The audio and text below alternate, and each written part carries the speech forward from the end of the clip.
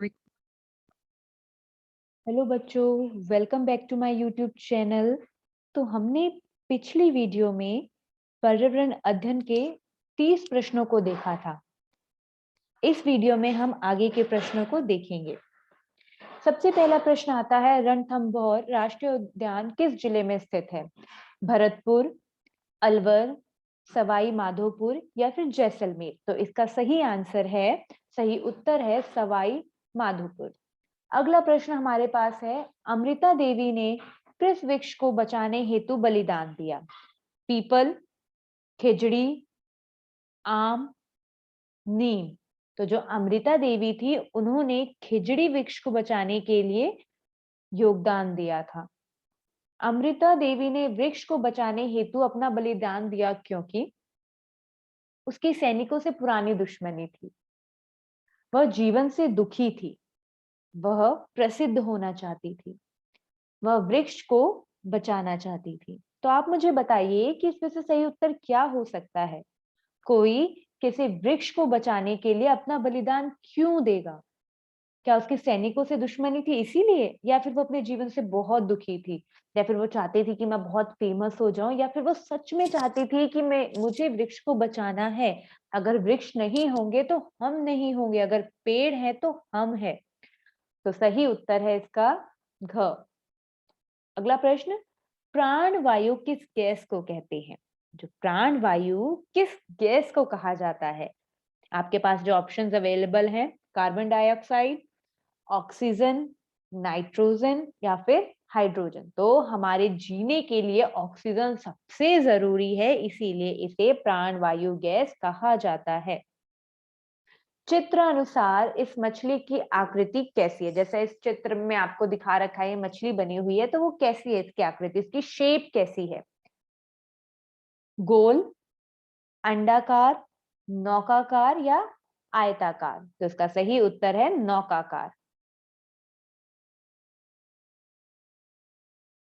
आपकी माताजी ने आपसे बाजार से आलू लाने के लिए कहा, तो आप किस माप से लाएंगे?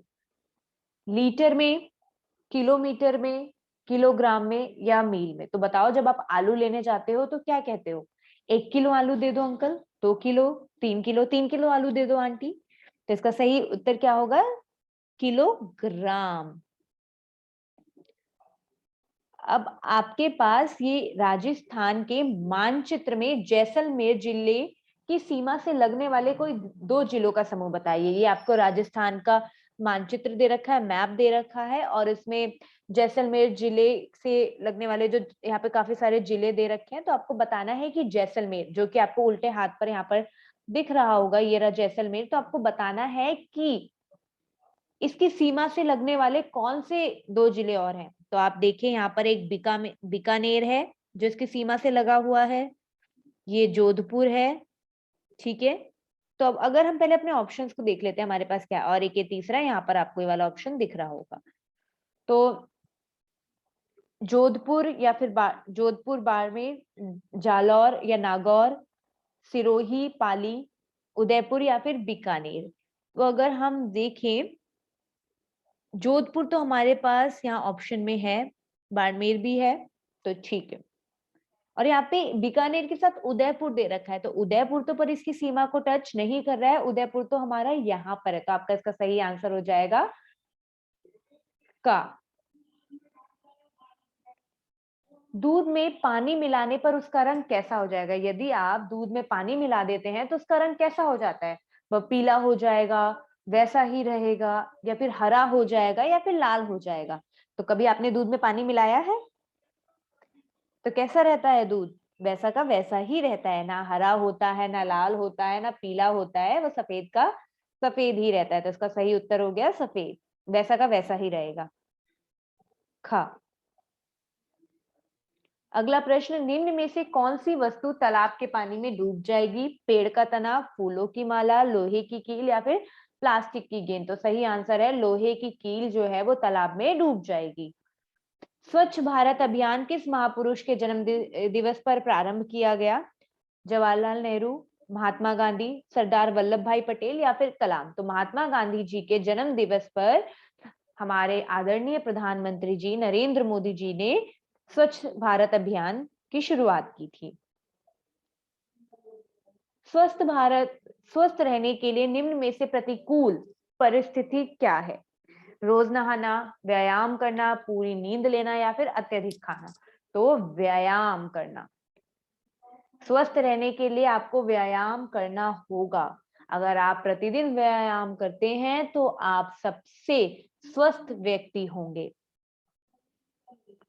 प्लास्टिक का निस्तारण का सबसे सही तरीका क्या है? जमीन में दबाकर, जलाकर, पानी में बहाकर, पुनः चक्रण द्वारा। तो सही आंसर है पुनः चक्रण द्वारा।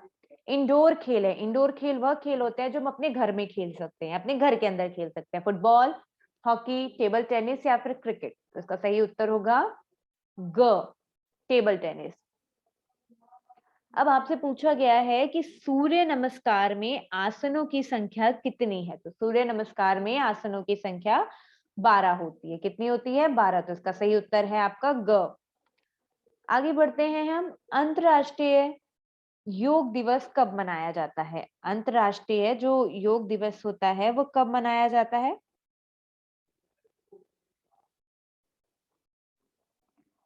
आपके पास कुछ ऑप्शंस दे रखे हैं यहाँ पर। 21 जून को, 2 अक्टूबर को, 15 अगस्त को या फिर 22 दिसंबर को। तो इसका सही उत्तर है 21 जून को हम अंतरराष्ट्रीय योग दिवस मनाते हैं।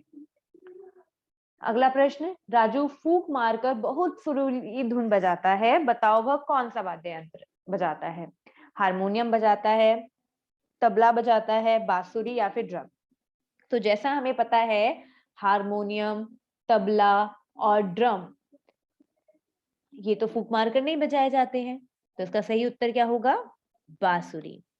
चित्र देखकर बताइए कौन सा मिलान सही है। ये आपके चित्र दे रखे हैं। फुटबॉल, क्या ये फुटबॉल का चित्र बना हुआ है? नहीं, ये तो चेस बना हुआ है, तो ये तो गलत ही हो गया। शतरंज, ये तो शतरंज है नहीं, शतरंज तो ये था, तो ये भी गलत हो गया।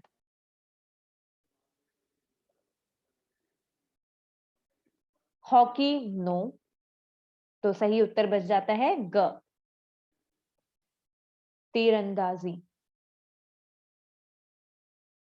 अगला प्रश्न, गाजर के पौधे का कौन सा भाग भोजन के रूप में काम आता है? तना, पत्ती, जड़ या फूल? तो जड़ जो है हम उसका इस्तेमाल करते हैं। अब आपके पास अगला प्रश्न है, निम्न अ एवं ब समूह में कौन सही सुमेलित है?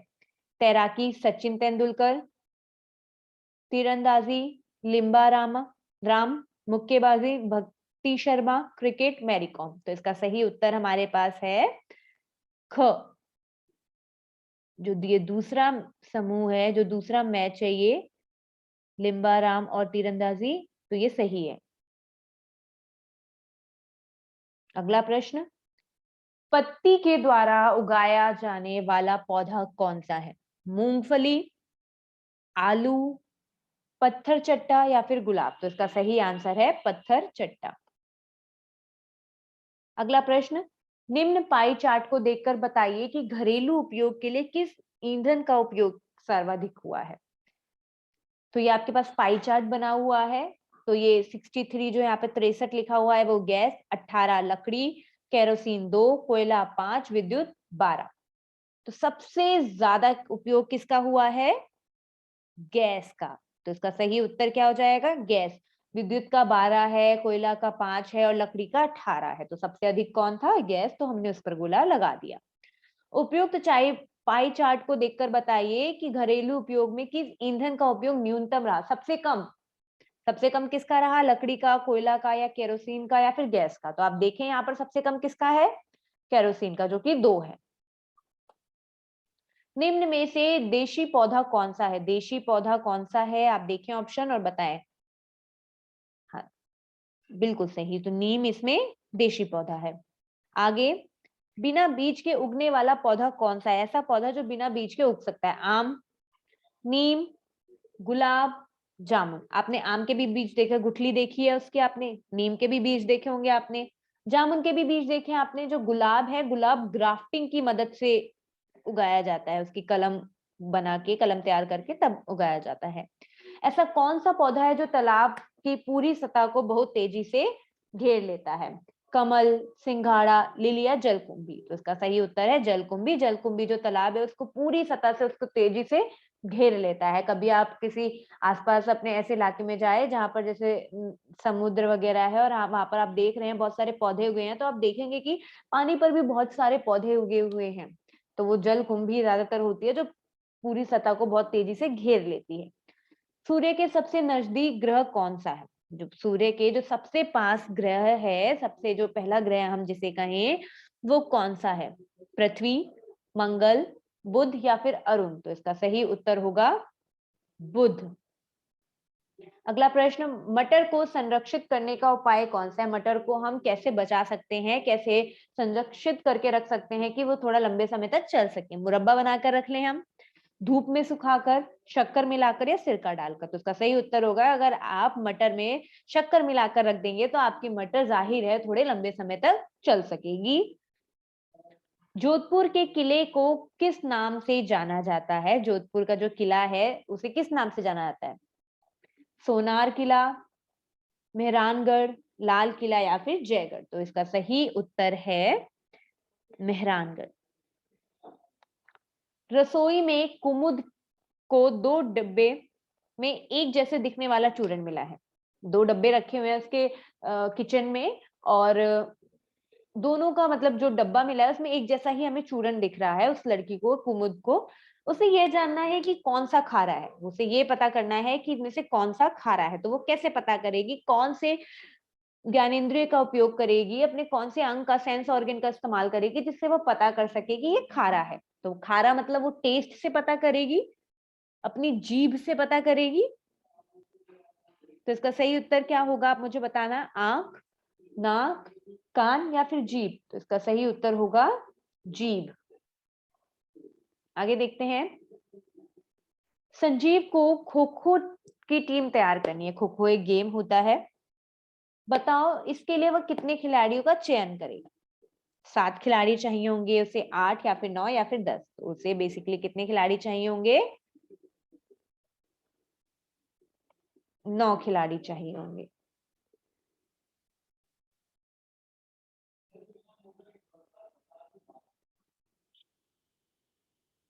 तो आज की वीडियो में बस इतना ही। आगे के प्रश्न को हम अगली वीडियो में देखेंगे। अगर ये वीडियो अच्छी लगी हो तो वीडियो को लाइक करना और चैनल को सब्सक्राइब करना। Thank you.